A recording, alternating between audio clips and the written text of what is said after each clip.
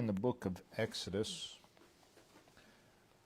The book of Genesis closes with the family of Jacob settling in the land of Pharaohs, which of course was Egypt.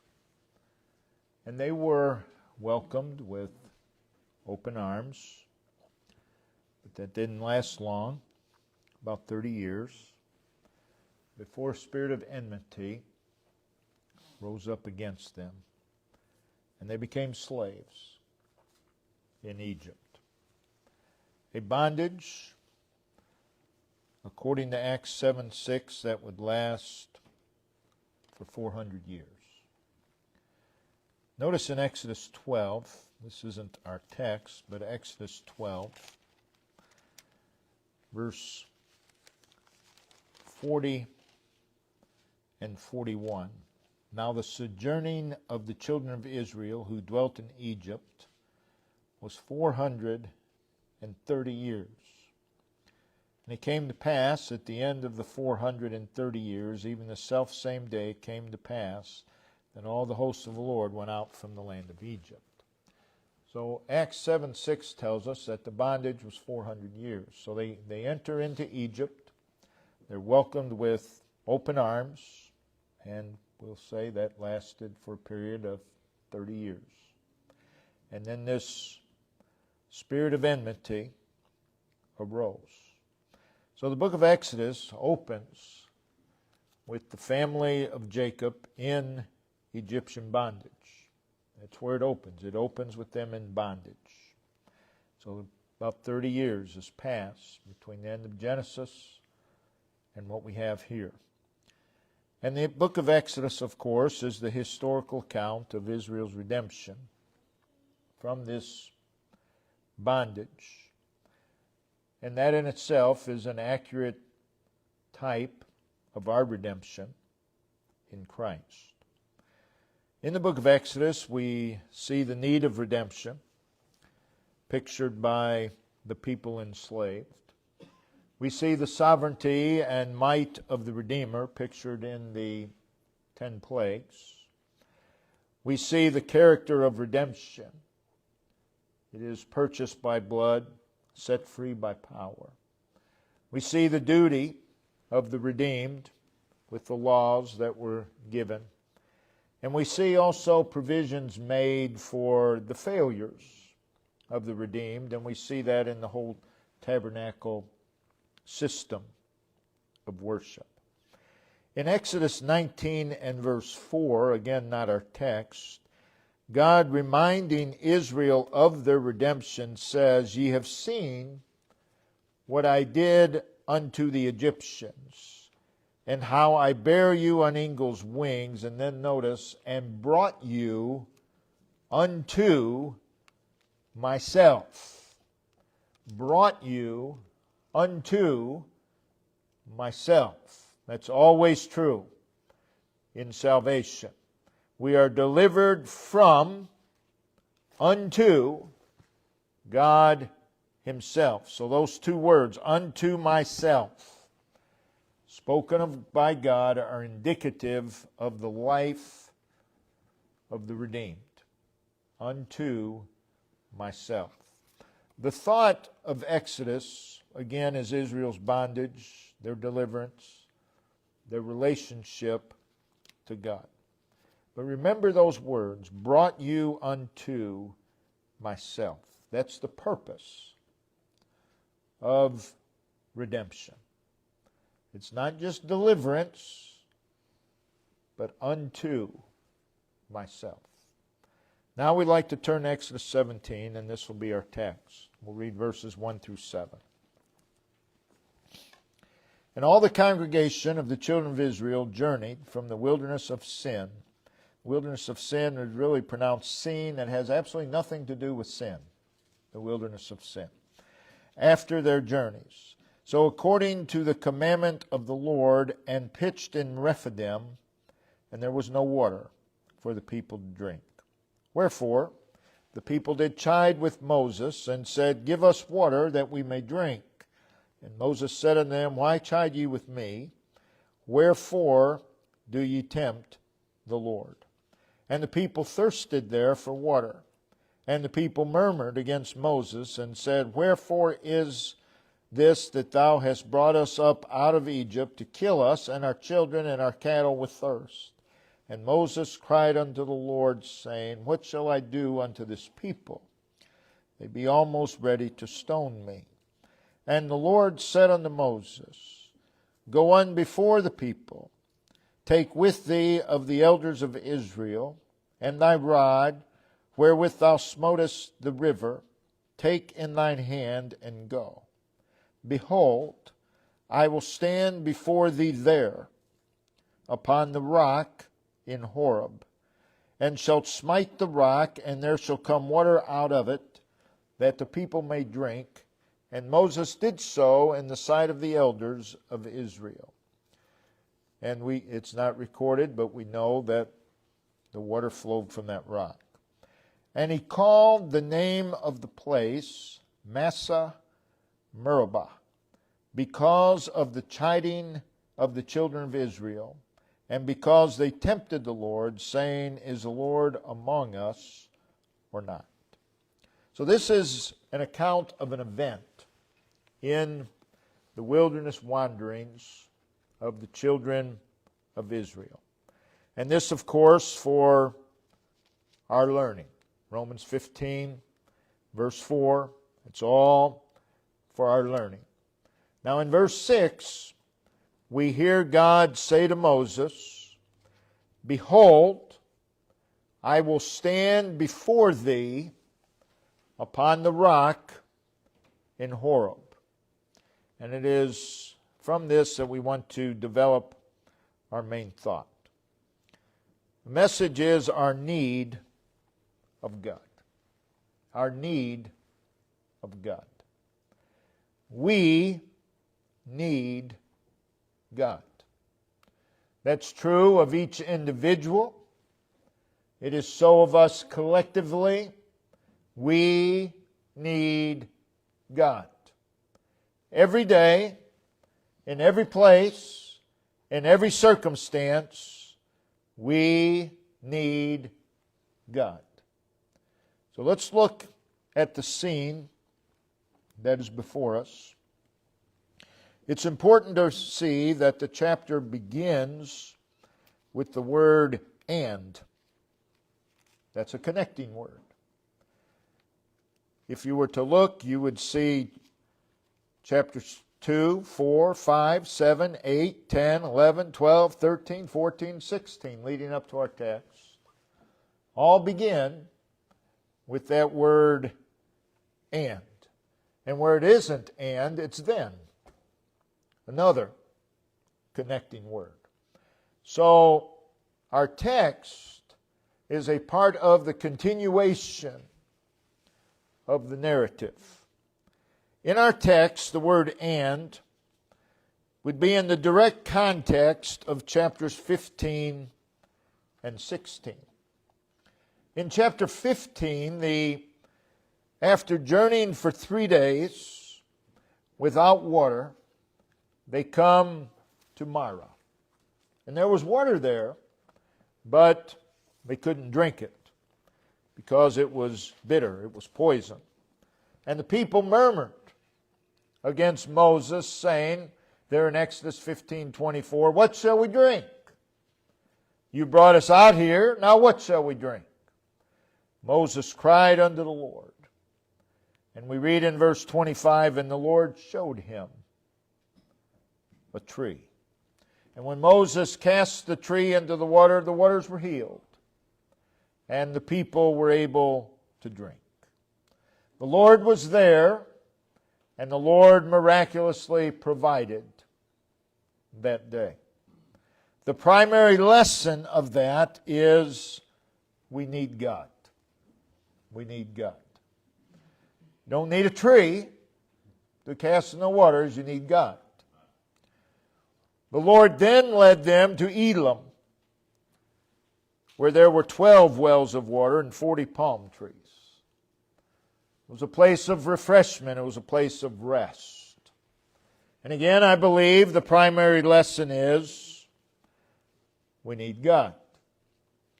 Chapter 16, it's not so much that you need refreshment, you need rest. Yes, you need those things, but you need the God who gives those things. Chapter 16 opens with "and," linking it to what we just referred to. And Israel is in the wilderness of sin. And they are murmuring against Moses and Aaron. And we see that in verses 1 through 4. And we see again, Moses speaks unto the Lord, and again the Lord responds. And in verse 10, "Behold, the glory of the Lord appeared in the cloud." So the Lord was there. And what did He do? He rained manna from heaven for them. But again, the Lord was there and miraculously provided. So they needed water. The Lord provided water. They needed food, and the Lord provided food. And now, chapter 17, the Lord moves them to Rephidim, from the wilderness of sin to Rephidim, and they're encamped there. And we read in verse 1, "And there was no water for the people to drink." It was God who brought them into this waterless place. They are thirsty. They are powerless. As far as the eye can see was the desert, and there was no water for the people to drink. So there they are. Once again, they're in a situation of restlessness. They're in a very unsettling situation, a situation of trouble and distress, a very difficult situation, a helpless situation. Plenty of hot sand, but no water. But this isn't the first time they've been in this position. We've already seen they were in this position. They were in this situation in Marah. And what happened when they were in Marah? The Lord provided water in a miraculous way. But now we come to our text. They're in the same situation, different place, but same situation. There's no water that they can drink. And we read in verse 2, "The people did chide." That is, they rebuked with a tone of anger and displeasure. They did chide with Moses. And in verse 3, we read, "The people thirsted there for water, and the people murmured." That is, they're grumbling, they're complaining against Moses. They're blaming him. Notice verse 3, "And the children of Israel said unto them, Would to God we had died." Oh, that's chapter 16. I went chapter 17. "And the people thirsted there for water, and the people murmured against Moses and said, Wherefore is this that thou hast brought us up out of Egypt to kill us and our children and our cattle with thirst?" So there they are, consumed. They're impatient. They are angry. They have lost all sight of God. They are overcome with unbelief. They are consumed with their present situation, which is no water.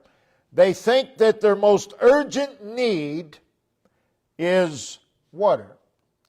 But again, their most urgent need is the God who can provide the water.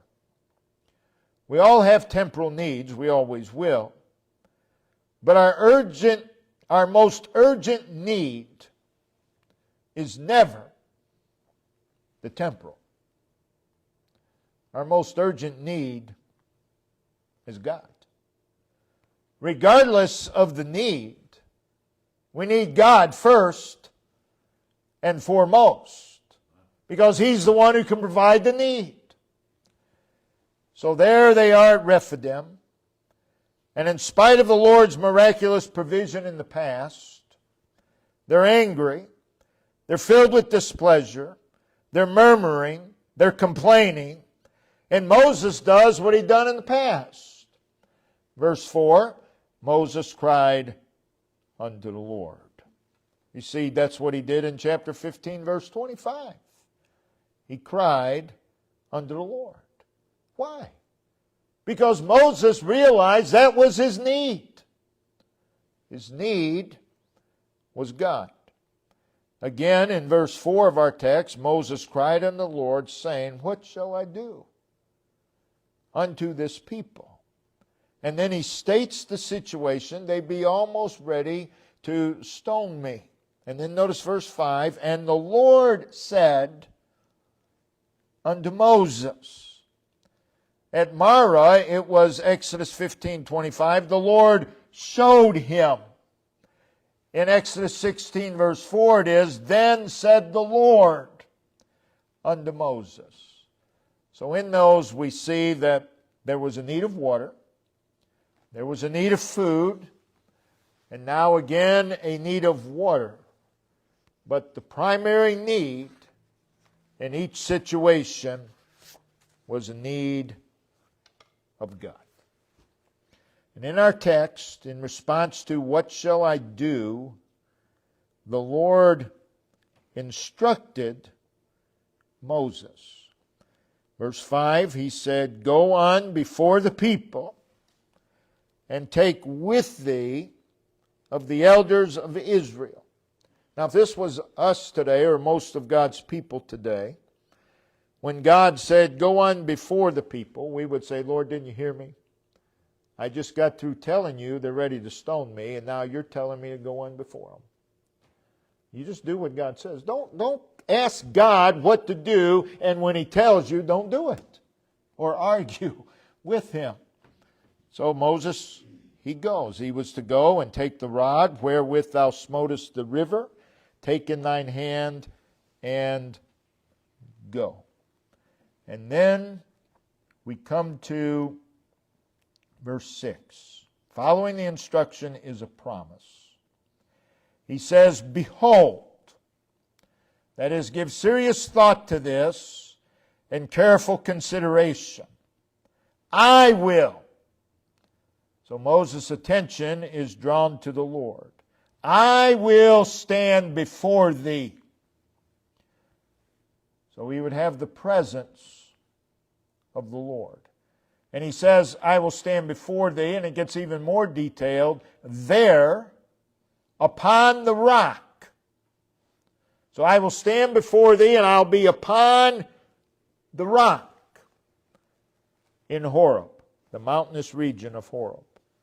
So in the midst of sin, in the midst of complaint, what did God offer to Moses? Moses says, What shall I do? God offered Himself. I will stand before thee. It is God giving the gift of Himself. And this was and is the greatest and primary need of every individual. God. Then with what God did at the Red Sea and the promise of God's presence, there is further instruction. Thou shalt smite the rock, followed by a promise, and there shall come water out of it, followed by a result, and the people may drink. And then we read, and Moses did so. And the need of water was supplied. We must not fail to realize that the need of water was not supplied by Moses smiting the rock. The need of water was supplied by God. He used the means of Moses smiting the rock, but the water was supplied by God. He's the means. So what we see here is the marvelous patience and grace and mercy of the Lord. That God would even provide their needs in such a situation with them complaining. But He did. Without God, Moses would have smote the rock, and there would still be no water. The primary need was God. God's the reason. And then in verse 7, notice what Moses did. He called the name of the place Massah, which means testing, Meribah, which means quarreling or contending, because of the chiding, the angry rebuke of the children of Israel, and because they tempted or tested the Lord, saying, Is the Lord among us or not? So Moses what he did here was memorialize the failure of the people. That's what he's memorializing. He called it Massah Meribah. He did not name the place Grace Abounding to the Chief of Sinners. Been a good name for it, but that's not what he called it. Massah Meribah. He did not name the place Water from the Rock. Another good name. But he named it Massah Meribah. He did not name the place God is plenteous in grace and mercy. Another great name. But he named it Massah Meribah. He did not name the place God is faithful. All of these would have been very accurate. But that's not what he memorialized. He called it Massah Meribah, which speaks of the people's failure. So our text begins and ends with failure. And Moses memorializes their failure. That's what he memorializes. It was a failure of unbelief concerning the presence of the Lord. Is the Lord among us or not? Again, the narrative of our text begins and ends with failure. The psalmist refers to this. Notice in Psalm, keep a mark there, but notice in Psalm 95. Psalm 95. And it's referred to again in Hebrews chapter 3. In Psalm 95, verse 7, For He is our God. We are the people of His pasture and the sheep of His hand. Today, if you hear His voice, harden not your heart as in the provocation, as in the day of temptation in the wilderness, when your fathers tempted me, proved me, and saw my work. He says, don't be like that. That's what the psalmist is saying. You see them in Exodus 17, don't do that. Moses memorializes their failure, and the psalmist comes along and says, don't do that. Then the writer of Hebrews picks it up in Hebrews 3, verses 7 through 9. He quotes that psalm. And he's saying, don't be like that. Don't be like that. Don't lose sight of the Lord. Don't lose sight of your need of Him. So again, back in our text, they're in a place of no water. They had this situation in Marah, but God changed everything. They had been in the situation back in the wilderness of sin. There was a lack of food. But God. When they were in Egypt, they needed deliverance. And God brought them deliverance. In Marah, they're without water, and God gave them water. In the wilderness of sin, they are without food, and God brought them food. In each place and situation, God is the common denominator. They have experienced God in their lives. There have been obstacles, there have been dilemmas, there have been troubles, there have been difficulties, there have been hardships, and there have been sufferings and afflictions and great stresses and impossible situation. And in each one of them, the common denominator was God.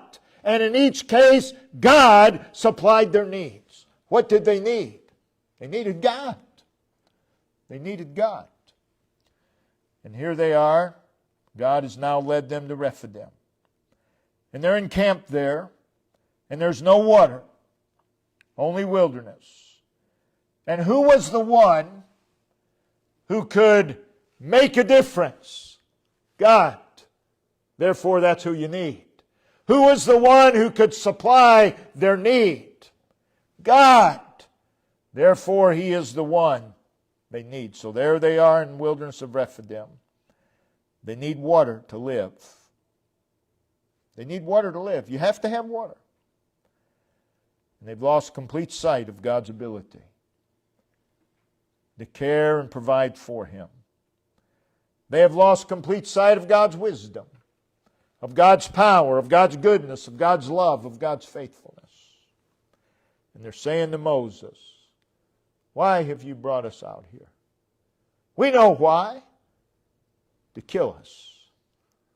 An absurd accusation. So again, there is a great and urgent need for water. And this will require a miracle. And God is the miracle worker. So if you need a miracle, that's not your primary need. Your primary need is the one who can perform the miracle. Without that, the miracle's not happening. So again, our primary need is God. We need God. And that's our second point and our emphasis. We need God. We sing the hymn, I need Thee every hour. Yes, you do. Need Him every minute of every hour.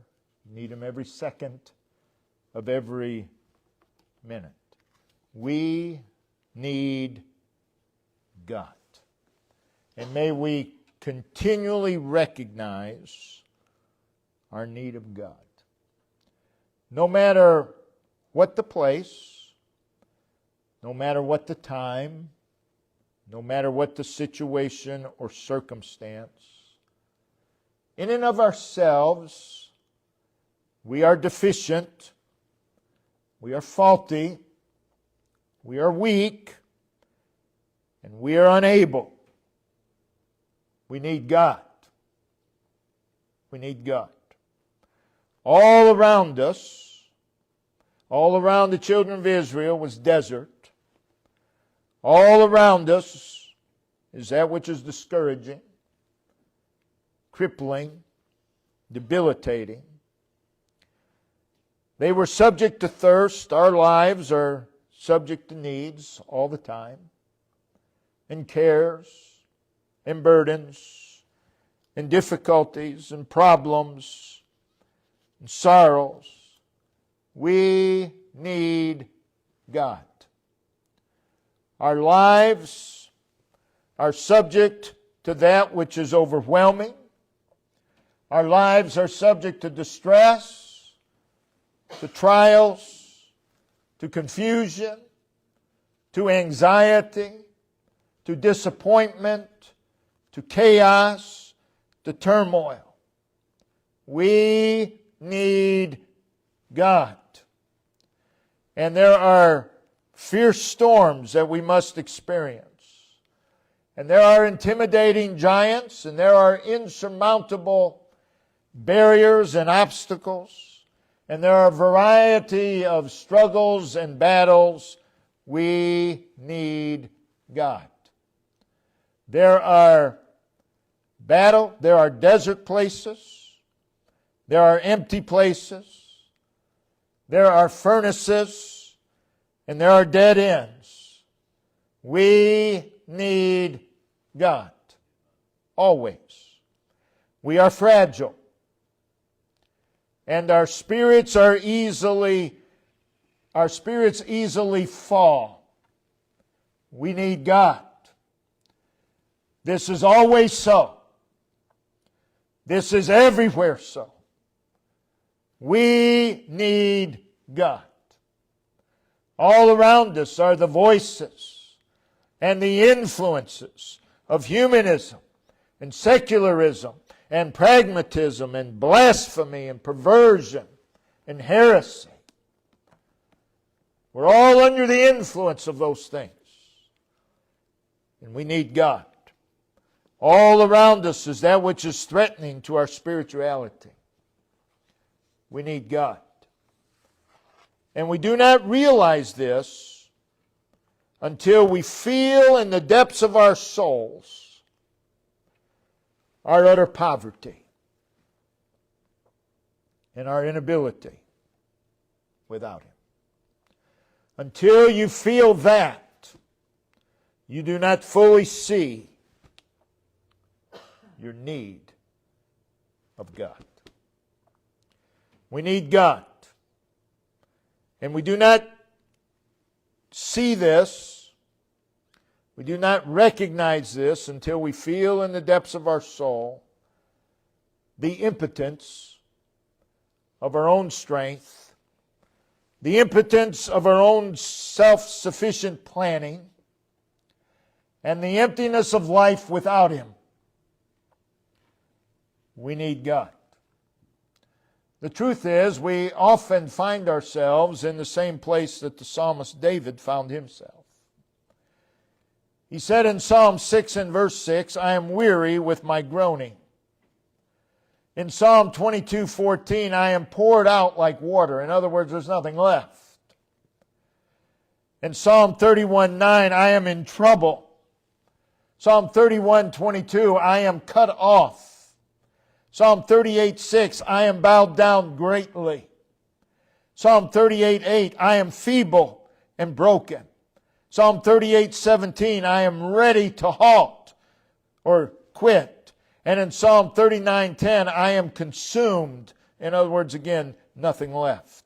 Psalm 40 verse 12, I am not able to look up. I know I should, but I'm not able to look up.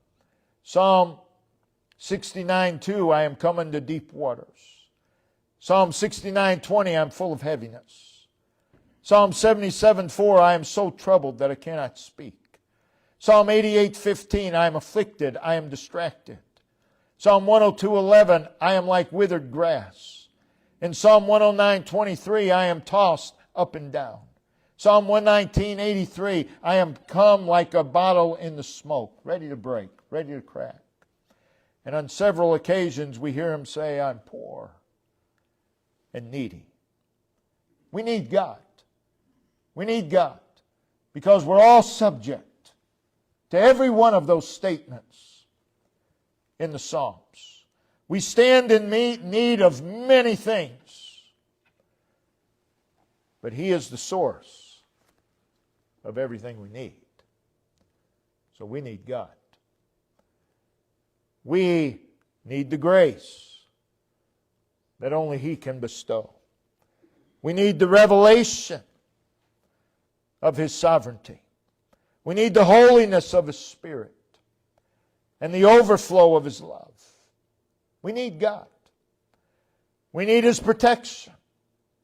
We need His wisdom. We need His strength. We need His instruction.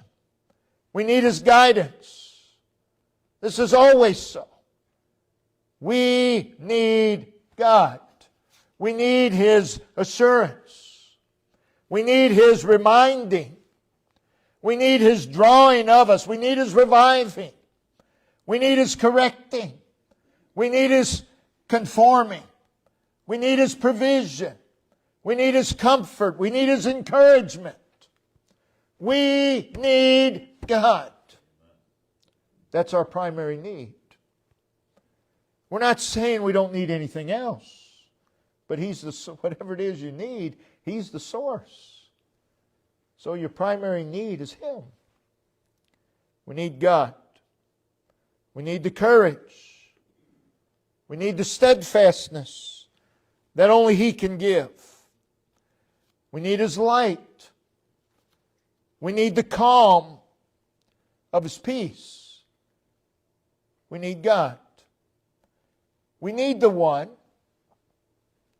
who will hold our hand and who will carry us and who will shepherd us, the one who has green pastures, the one who has still waters, the one who can restore our souls, the one who can lead us in right paths and walk with us through the valley of the shadow of death and spread a table before us and anoint us till our cups overflow.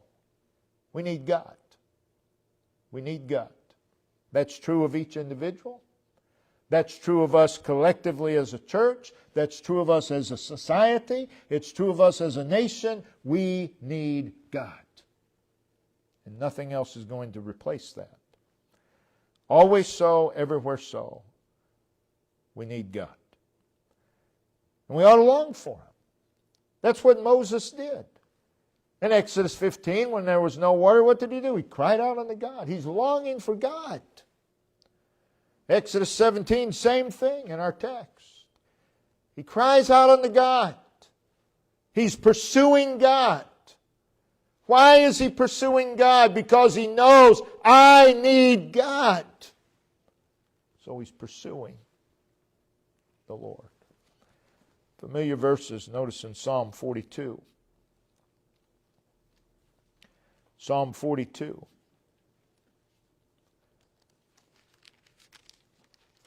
Verses 1 and 2.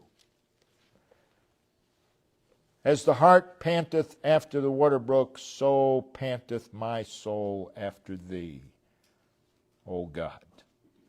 My soul thirsteth for God, for the living God.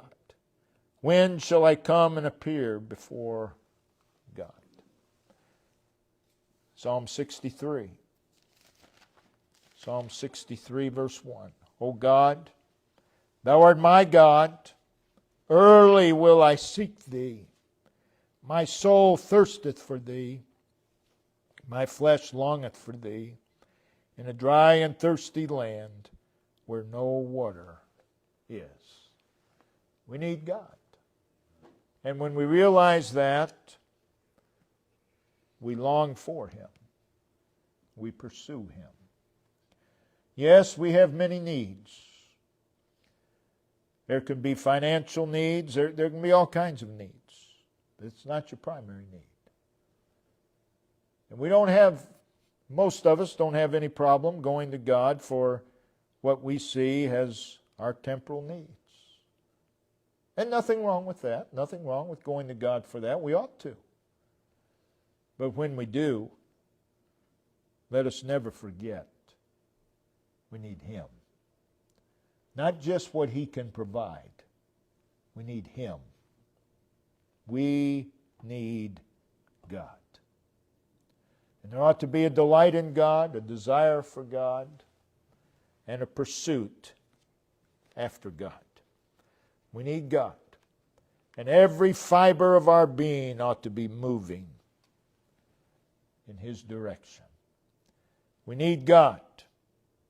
And that's where we find the safest, the most peaceful, the most liberating, and the most enjoyable life that you can live is in Him. We need God. May we realize that every single day. I need God. I cannot